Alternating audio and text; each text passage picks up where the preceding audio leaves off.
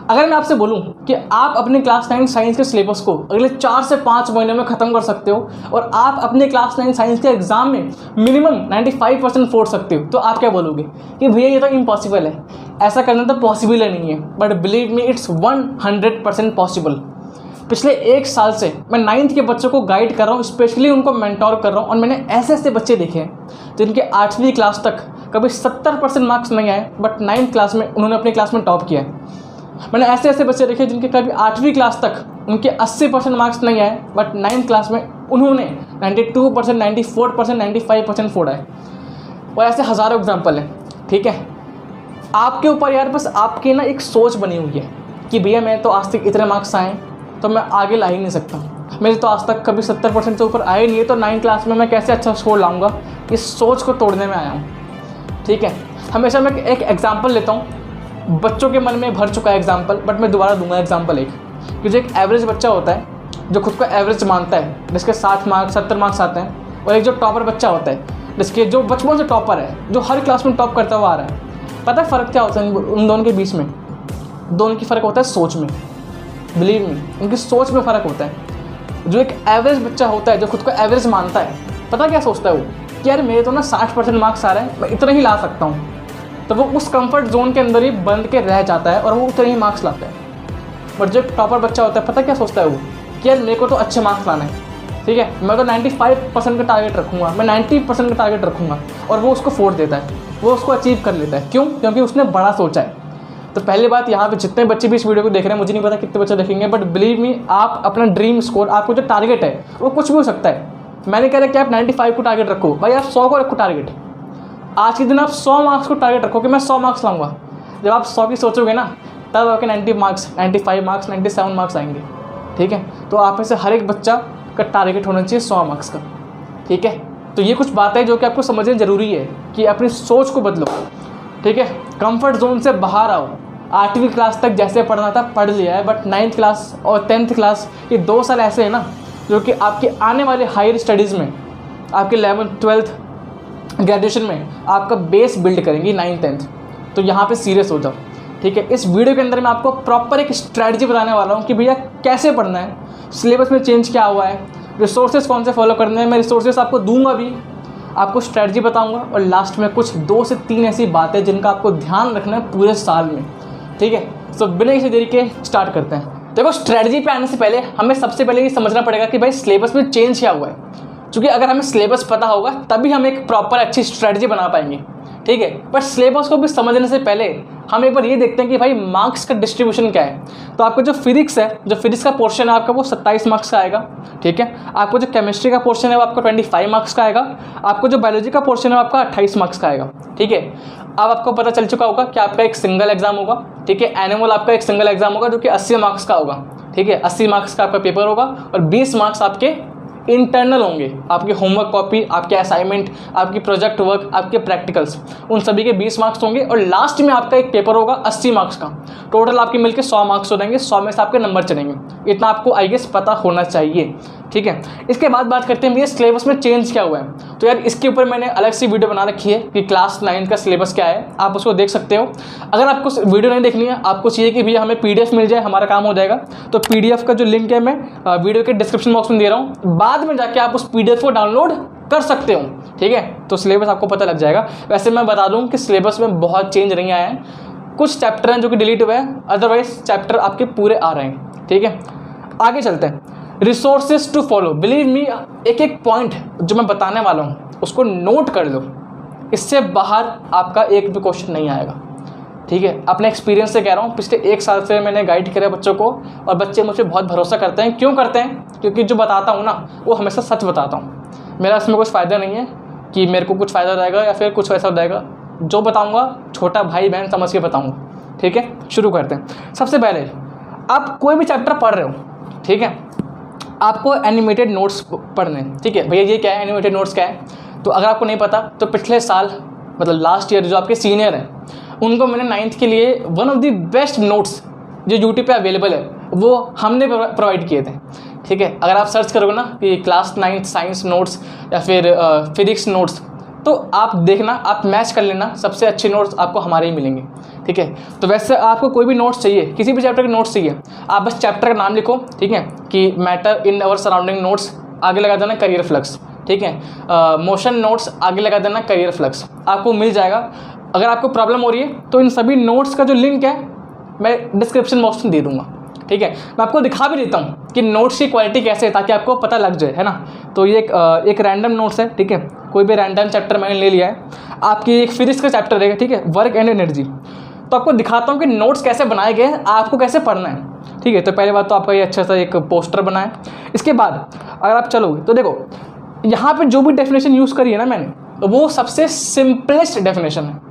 इस डेफिनेशन जब आप पढ़ोगे तो आपको समझ तो आएगा ही आएगा, प्लस इन डेफिनेशन को अगर आप एग्जाम में यूज़ करोगे तो आपको फुल मार्क्स मिलेंगे, ठीक है। क्यों मिलेंगे? क्योंकि भाई टेस्टेड है ये, मतलब पिछले साल बच्चों ने यूज़ किया था तो उन्होंने रिव्यू दिया है कि भैया टीचर्स ने भी बोला है कि आप इसको यूज़ कर सकते हो। तो मतलब और काफ़ी मतलब मेरे को तो मैसेजेस भी आए थे बच्चों के कि उनकी क्लास के जो टीचर्स हैं वो इन नोट्स से पढ़ाते थे। तो मेरे को काफ़ी अच्छा लगा भाई कि टीचर भी अप्रिशिएट करें नोट्स को। तो believe me, one of the best notes है, आप इनसे पढ़ सकते हो। और सबसे अच्छी बात पता क्या लगती है मुझे, कि ये जो नोट्स है ना, ये मैंने खुद लिखे हैं, हैंड रिटन, पूरी मेहनत करके मैंने इन नोट्स को लिखा है अपने हाथ से। तो जब आप इनको पढ़ोगे ना तो आपको फील होगा कि हाँ ये भाई ये नोट्स हैं और आपको समझ आ रहा है। आपको देखो यहाँ पे डायग्राम भी दिए गए हैं, पिक्चर्स का यूज़ किया गया है ताकि आपको समझने में आसानी हो। यहाँ पे ग्राफिक्स का यूज़ किया गया है ताकि आपको पढ़ने में बोरिंग ना लगे चैप्टर, ठीक है। और बीच बीच में आपको मीम वगैरह भी देखने को मिल जाएगा ताकि आपका इंटरेस्ट बना रहे नोट्स में, ठीक है। और ये नोट्स कम्प्लीटली फ्री है, आपको 1 रुपये भी इसके लिए नहीं देना, ठीक है। इन सभी जो नोट्स का लिंक है आपको मैं डिस्क्रिप्शन बॉक्स में दे दूंगा, आप वहाँ से जाके इनको बाद में एक्सेस कर सकते हो। अगला पॉइंट, NCERT सेलेक्टेड क्वेश्चन। भैया ये क्या है? तो पिछले साल यार मैंने एग्ज़ाम टाइम में बच्चे बहुत ज़्यादा बोल रहे थे कि भैया हमें कुछ ऐसा दे दो जिससे हम एग्ज़ाम में पास हो जाएं, या फिर हमें कुछ ऐसा दे दो जिससे हम अच्छे से रिवीजन कर सकें। तो मैंने उनको NCERT सेलेक्टेड क्वेश्चन दिया था, ठीक है। इसे हम लोग बोलते हैं NSQ, मतलब करियर फ्लक्स की भाषा में हम इसे NSQ बोलते हैं। NSQ मतलब NCERT selected questions.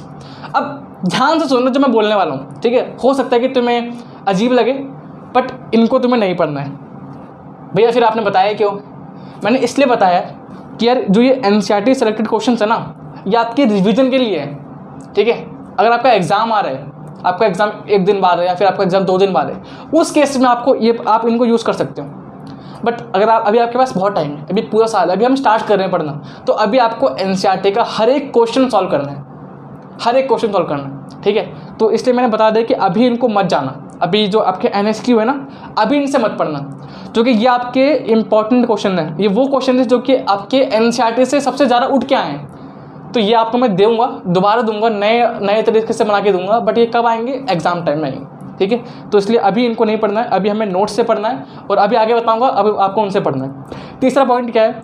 CBSE previous year question. Believe me, अगर कोई भी बच्चा मेरे से आता है, रैंडम बच्चा, और मेरे से बोलता है कि भैया कोई एक चीज़ बता दो जिससे मैं अपने एग्जाम में 90 मार्क्स लाऊं, तो मैं उसको बोलूँगा कि भैया पिछले 10 साल के पेपर कर लो, ठीक है। कोई भी बच्चा अगर मुझसे पूछता है कि भैया मुझे एक चीज़ बता दो जिससे पढ़ के मैं अपने एग्जाम में अच्छा स्कोर कर पाऊँ, तो मैं ये बोलूँगा कि भाई ये प्रीवियस ईयर क्वेश्चन कर लो। तो ये प्रीवियस ईयर क्वेश्चन है बहुत ज़्यादा इंपॉर्टेंट है, स्पेशली 9th क्लास और 10th क्लास में, ठीक है।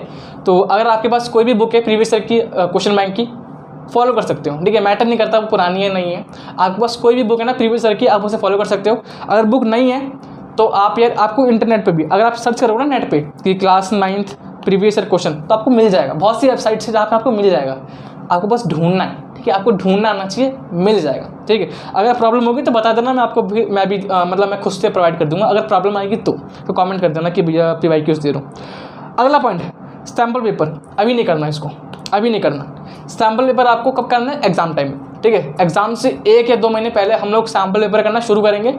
उस वक्त मैं आपको बता दूंगा कि भाई ये वाला फॉलो कर लो, ये वाला मत करो, ठीक है। तो अभी आपको सैम्पल पेपर नहीं करना है, ठीक है। आगे चलते हैं, स्ट्रेटजी। अब जो इस वीडियो का मेन पॉइंट है जिसके लिए आप लोग रुके थे कि भैया स्ट्रेटजी हमें क्या फॉलो करनी चाहिए। यहाँ पे मैं मान के चल रहा हूँ कि आपका टारगेट है 98%, ठीक है। वैसे तो मैंने बोला है कि भाई 100 मार्क्स का रखो, बट फिर भी हम लोग 98 का टारगेट रख सकते हैं, ठीक है। तो अगर आपको 98% अपने एग्जाम में फोड़ना है तो आपको पहली बात याद रखना कि आपको मेहनत करनी पड़ेगी, ठीक है। मेहनत तो करनी पड़ेगी, हार्डवर्क तो करना पड़ेगा। और उस हार्डवर्क को कैसे करना है, रास्ता क्या होना चाहिए वो देखते हैं। सबसे पहले आपको करना है NCERT को थॉरली, ठीक है। NCERT आपने सुना होगा बहुत बार, ठीक है, यूट्यूबर्स से या फिर टीचर से कि NCERT is the most important book. क्यों है पता है क्यों है? क्योंकि अगर आप अपना एग्ज़ाम देखोगे, आपको जो भी एग्ज़ाम होता है उस एग्ज़ाम में ना 60 से 70% जो क्वेश्चन आते हैं वो आपके NCERT पे बेस होते हैं। बेस मतलब या तो वो NCERT से डायरेक्ट आए या फिर NCERT के बीच में से उठा के आपको दिए गए, समझ रहे हो? तो NCERT अगर आपको अच्छे से पढ़नी आती है तो आप अपने एग्ज़ाम में बहुत अच्छा स्कोर कर सकते हो। अब यहाँ पे सवाल आता है कि भैया NCERT को पढ़े कैसे, है ना? कोई बताता ही नहीं है, जो बताते हैं वो मतलब कुछ भी रैंडम, मतलब ऐसी कुछ भी बातें कर देते हैं, ठीक है। तो अगर आपको जानना है कि NCERT को कैसे पढ़ना है प्रैक्टिकली, प्रॉपर अप्रोच क्या होनी चाहिए, तो मैं आपको एक वीडियो सजेस्ट कर रहा हूँ, ठीक है। क्लास 10th की मैंने स्ट्रेटजी बनाई है, ठीक है, अभी हाल ही में बनाई है, क्लास 10th की साइंस स्ट्रेटजी, ठीक है। आप यूट्यूब पर सर्च कर सकते हो class 10th science strategy career flux के नाम से, तो वहाँ पे मिल जाएगा। आपको पूरी वीडियो नहीं देखनी, आपको पूरी वीडियो नहीं देखनी है। वहाँ पे एक कॉलम है, ठीक है, NCERT को कैसे पढ़ें, 2 से 3 मिनट का, मतलब 2 से 3 मिनट का वो पोर्शन है, आप वो देख लो। बिलीव मी, मैं आपको स्ट्रांगली रिकमेंड करूँगा कि अगर आपको जानना है कि NCERT को कैसे पढ़ें, मैंने कैसे पढ़ा था अपने टाइम में, ठीक है, तो आप जा सकते हो class 10 science strategy career flux. मैं उसका वीडियो का भी लिंक, मैं मतलब जितना भी लिंक वगैरह है मैं दे दूंगा, ठीक है। वहाँ पे जाके आपका वो पोर्शन देखना, NCERT को कैसे पढ़े, उस पर्टिकुलर पोर्शन को देख सकते हो। बिलीव मी, आपके NCERT के सारे प्रॉब्लम दूर हो जाएगी, ठीक है। आगे चलते हैं, सॉल्व एग्जाम्पल्स एंड एक्सरसाइजेस। बहुत बच्चे गलती करते हैं क्या कि एग्जाम्पल सॉल्व नहीं करते, है ना? आप भी करते होगे शायद। भैया कि जो बुक के बीच के क्वेश्चन होते हैं उनको छोड़ो, एग्जाम्पल वगैरह उनको छोड़ो, कौन करेगा? सिर्फ मेन जो पीछे जो क्वेश्चन है उनको करते हैं, ऐसा मत करना। जो एग्जाम्पल्स होते हैं ना बहुत ज़्यादा इंपॉर्टेंट होते हैं। कई बार तो आपके एग्जाम में डायरेक्ट एग्जाम्पल उठ के आते हैं, ऐसा बहुत बार होता है, ठीक है। तो आपको एग्जाम्पल जो है प्रॉपर सॉल्व करना है, एग्जाम्पल को छोड़ना मत, ठीक है। तीसरा पॉइंट क्या है कि मेक शॉर्ट नोट्स, अगर पॉसिबल हो सके, ठीक है, मतलब ये कंपलसरी नहीं है, बट अगर पॉसिबल हो सके तो आप जब भी कोई भी चैप्टर फिनिश करते हो तो 2 से 3 पन्नों में उसको शॉर्ट नोट्स बना लो, ठीक है। शॉर्ट नोट्स कैसे बनाने हैं ये भी मैंने उस वाली वीडियो में, क्लास 10 साइंस स्ट्रेटजी वाली वीडियो में मैंने बता रखा है कि शॉर्ट नोट्स कैसे बनाने हैं। तो आप ये 2 चीज़ें जाके देख सकते हो, है ना। NCERT कैसे पढ़े और शॉर्ट नोट्स कैसे बनाए, मैंने वहाँ पर अच्छे से बताया। 5वां पॉइंट कि भाई रिवाइज़ करना है। बच्चे पता है गलती क्या करते हैं कि पढ़ तो लिया है बट रिवाइज़ करना भूल जाते हैं, और ये बहुत बड़ी गलती है। शायद आपने 8वीं क्लास तक आपने जैसे भी पढ़ा है ठीक है, बट 9th क्लास में आपको रिवीजन बहुत इंपॉर्टेंट है। रिवीजन एक ऐसी की होती है जो कि आपको डिफरेंस क्रिएट कर देती है एवरेज और टॉपर में, ठीक है। एक जो एवरेज बच्चा है और जो टॉपर बच्चा है उनके बीच में डिफरेंस क्या होता है भाई? रिवीजन का। जो एवरेज बच्चा है वो रिवीजन नहीं करता, वो बस एक बार पढ़ के जाएगा, एग्जाम दे के आ जाएगा, फिर उसके नंबर कम आते हैं। और जो टॉपर बच्चा होता है पता है क्या करता है? वो मिनिमम 5 से 6 बार उस टॉपिक को कर चुका होता है रिवाइज। तो रिवीजन आपको करना है। कैसे करना है रिवीजन? आपने चैप्टर पढ़ा पहली बार, ठीक है, उसको 2 दिन के अंदर रिवाइज करो, फिर उसको 7 दिन के अंदर रिवाइज करो, फिर उसको 14 दिन के अंदर रिवाइज करो, फिर उसको अगले 21 दिन के अंदर रिवाइज करो। बिलीव मी, अगर आप इस पैटर्न के अकॉर्डिंग रिवीजन करते हो, गारंटी बोल रहा हूँ कि 21 दिन बाद आपके दिमाग में वो चैप्टर छप जाएगा, आप कुछ भी नहीं भूलोगे, ठीक है। बट आपको ये करना पड़ेगा फॉलो। आपने आज चैप्टर फिनिश किया है, 2 दिन बाद उसको दोबारा रिवाइज कर लो, दोबारा पढ़ लो, उसको फिर 7 दिन बाद दोबारा पढ़ लो, उसको फिर 14 दिन बाद पढ़ लो, उसको फिर 21 दिन बाद पढ़ लो। अगर आप इस पैटर्न के अकॉर्डिंग चलोगे ना, वो चैप्टर आपके दिमाग में छप जाएगा। मैं आपको रात के 2 बजे भी बोलूँगा ना कि भाई चैप्टर बता, आप बता दोगे। इसलिए रिवीजन बहुत इंपॉर्टेंट है, रिवीजन आपको ज़रूर करना है, ठीक है। इसके अलावा आपके अगर स्कूल में टेस्ट होते हैं, ठीक है, आपके मंडे टेस्ट होते हैं, आपके वीकली टेस्ट होते हैं, आपके मंथली टेस्ट होते हैं स्कूल में, उनको सीरियसनेस के साथ अटेम्प्ट करना। ये मत करना कि भैया टेस्ट हो रहे हैं, छोड़ो ना, एग्जाम में देखूंगा, एग्जाम में नहीं देखना है। टेस्ट भी प्रॉपर आपको देना है, ठीक है। आप अगर आप कोचिंग जाते हो, कोचिंग में टेस्ट हो रहा है तो उसको भी अटेम्प्ट करो, ठीक है। ओके, बहुत बढ़िया। ये तो बात होगी फिर स्ट्रेटजी के। लास्ट में यार कुछ बातें, 2 से 3 ऐसी बातें हैं जिनका आपको ध्यान रखना है। पहली बात, न्यूमेरिकल्स कहाँ से करें? एक बहुत बड़ा डाउट होता है खासकर 9th में कि भैया फिजिक्स में न्यूमेरिकल्स बहुत हार्ड आते हैं, तो उनको कैसे करेंगे? एक चीज़ बोल रहा हूँ मैं, न्यूमेरिकल्स के लिए आपको बस 2 चीज़ें करनी है। क्या करना है? पहली चीज़, अपनी NCERT में जितने भी न्यूमेरिकल्स हैं ना उनको कर लो, प्लस जो PYQs हैं पिछले 5 साल के उनको कर लो। उससे बाहर एक भी न्यूमेरिकल नहीं आएगा, गारंटी मेरी है, मेरी गारंटी। NCERT में जितनी भी एग्जाम्पल है और जितनी भी न्यूमेरिकल है वो सॉल्व कर लो, और पिछले 5 साल के जितने भी न्यूमेरिकल आया है वो सॉल्व कर लो, उसके बाद न्यूमेरिकल आएगा ही नहीं आएगा। और बिलीव मी, जो आपकी न्यूमेरिकल्स है ना, पता है क्या है, डायरेक्ट फार्मूला बेस्ड आते हैं, ठीक है, डायरेक्ट फार्मूला बेस्ड आपकी न्यूमेरिकल आते हैं क्लास 9th में, ठीक है। 2 से 3 चैप्टर हैं जहाँ से न्यूमेरिकल आता है, और वो भी आपके फार्मूला बेस्ड आता है। फार्मूला आता है तो न्यूमेरिकल आपका हो जाएगा, ठीक है। अगला पॉइंट क्या है भैया, कितने घंटे पढ़े, है ना, कितने घंटे पढ़े। देखो मैं सिंपल बोल रहा हूँ, घंटे मैटर नहीं करते, ठीक है। अगर आप 2 से 3 घंटे भी पढ़ रहे हो ना, वो सफिशिएंट है। मैटर पता क्या करता है, कंसिस्टेंसी, कि क्या आप लगातार पढ़ रहे हो, क्या आप रोज़ 2 से 3 घंटा पढ़ रहे हो, वो मैटर करता है। ऐसा ना हो कि भैया आज तो 6 घंटे पढ़ लिया है ना, फिर उसको सबको बता रहे हैं कि देख मैंने आज 6 घंटे पढ़ा है। ऐसा नहीं होना चाहिए। आप 2 घंटे पढ़ो, डेली पढ़ो, वो मैटर करता है, ठीक है। आपने सुना होगा ना कि बूंद बूंद से सागर बढ़ता है, तो वो छोटे छोटे स्टेप उठाओ। ये नहीं कि भैया आज मैं 10 घंटे पढ़ूंगा, आज 12 घंटे पढ़ूंगा, नहीं हो पाएगा पॉसिबल। कोई नहीं पढ़ पाता 10-12 घंटे, ठीक है। एग्जाम टाइम में पॉसिबल है 10-12 घंटे, पर डेली आपको पूरे 1 साल तक पढ़ना है, वो पॉसिबल नहीं है। समझ रहे मेरी बात। तो अपने बड़े भाई की तरह बातों को समझो कि 2 से 3 घंटा भी अगर आप निकाल रहे हो डेली सेल्फ स्टडी का, और अगर आप उसको अपने एग्जाम टाइम तक पढ़ रहे हो, आप एग्जाम में बहुत अच्छा फोड़ने वाले हो, ठीक है। आप एग्जाम में बहुत अच्छा करने वाले हो। तीसरा पॉइंट कि भैया क्या हम लोग गेम खेल सकते हैं, क्या हम लोग नेटफ्लिक्स देख सकते हैं। देखो सब चीज़ लगा हुआ है, सब चीज़ कर सकते हो। आप गेम भी खेल सकते हो, आप जाके बाहर भी खेलो, दोस्तों से मिलो, सब कुछ करो, बट लिमिट में करो, ठीक है। आपके पेरेंट्स भी कहते होंगे ना कि सब चीज़ करो बट लिमिट में करो। वही पॉइंट है कि कोई भी चीज़ को अगर आप ज़्यादा करोगे ना, वो बुरी हैबिट बन जाती है। अगर आप खाना ज़्यादा खाओगे तो वो भी आपके लिए बुरी चीज़ बन जाएगी, है ना। शायद आपको लूज मोशन हो जाए, समझ रहे हो। आप पानी ज़्यादा पियोगे तो आप बार बार वॉशरूम जाओगे, समझ रहे हो। तो कोई भी चीज़ ज़्यादा होती है ना, कोई भी अगर आप चीज़ एक्सेसिव में करोगे, ज़्यादा करोगे, तो वो आपको नुकसान करेगा। गेम खेल रहे हैं, लिमिट में खेलो, आधे घंटे खेलो या फिर 1 घंटा खेलो मैक्सिमम। आपको नेटफ्लिक्स देखना है, ठीक है, 1 एपिसोड देख लिया, उसके बाद अपने पढ़ाई पर लग गए। मतलब कि कहने का मतलब ये है कि आपको हर चीज़ अलाउड है, उसको लिमिट में करो, ठीक है। जो डिस्ट्रैक्शन है वो नहीं बनना चाहिए आपका, समझ रहे हो। आपका जो एंटरटेनमेंट है वो एंटरटेनमेंट तक रहे तो सही है, डिस्ट्रैक्शन नहीं बनना चाहिए, ठीक है। तो ये कुछ बातें थी। अगर आपको अच्छा लगा हो, अगर आपको पसंद आया हो, तो आप इस वीडियो को लाइक कर सकते हो और अपने दोस्तों में इस वीडियो को शेयर कर देना। क्यों? क्योंकि अगली वीडियो आएगी आपकी मैथमेटिक्स की स्ट्रेटजी के ऊपर, और वहाँ पे मैं आपको नोट्स वगैरह भी दूंगा, मैथमेटिक्स के भी नोट्स दूंगा, मैथमेटिक्स के आपको फॉर्मुला शीट भी दूंगा, सब कुछ दूंगा मैथमेटिक्स के लिए।